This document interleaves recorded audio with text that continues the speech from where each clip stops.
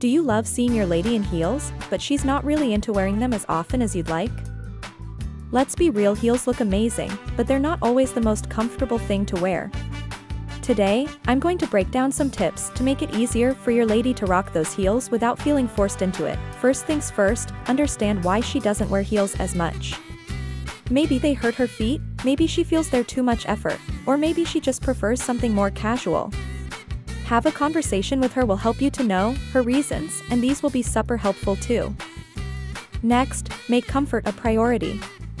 If her main issue is discomfort, try buying her heels that have more support, or suggest lower heels. Gradually, she may become more comfortable with wearing them. Heels aren't just for fancy nights out. Show her how versatile they can be. Heels work great with casual outfits. A cute pair of block heels can elevate jeans and a tee into something special. You could also turn it into something fun. Go shopping together and encourage her to try on different styles, without pressuring her, of course.